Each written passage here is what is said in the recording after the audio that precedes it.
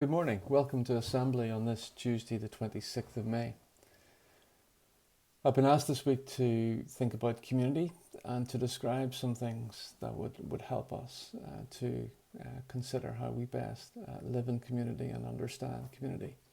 And so I've chosen to read from Luke's Gospel, chapter 21, the story of the widow's offering. This morning's reading is taken from Luke chapter 21, verses 1 to 4. As he looked up, Jesus saw the rich putting their gifts into the temple treasury. He also saw a poor widow put in 2 very small copper coins. "I tell you the truth," he said, "this poor widow has put in more than all the others. All these people gave their gifts out of their wealth, but she, out of her poverty, put in all she had to live on." Here ends this morning's reading. Jan, sometimes I use the stories from Aesop's fables to illustrate what it is that we should do or understand, or perhaps just bring further depth to a story that I'm telling. You know, the story of the hare and the tortoise, or the horse and his boy. But today I want to remind you of the story about the thirsty crow. One of Aesop's fables tells the story of the crow and the jar. A crow, half dead with thirst, came upon a jar which had been once full of water. But when the crow put its beak into the mouth of the jar, he found that only very little water was left in it, and he could not reach far enough into the jar to get at it. He tried and he tried, but at last he had to give up in despair. Then a thought came to him, and he took a pebble and dropped it into the jar. Then he took another pebble and dropped it into the jar. He took another pebble and dropped that into the jar. He took another pebble and dropped that into the jar as well. He took another pebble and dropped that into the jar. At last, he saw the water mount up near him, and after casting in a few more pebbles, he was able to quench his thirst and save his life.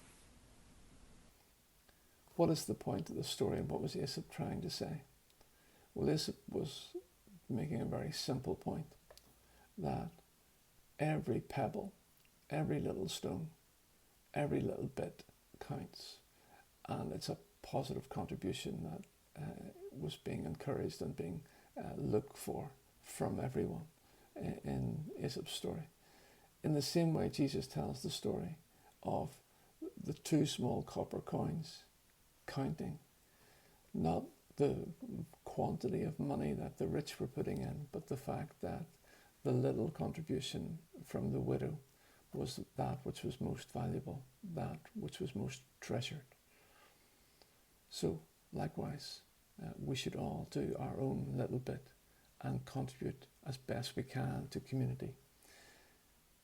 We're in a difficult time, and so we look every week to see how can we contribute.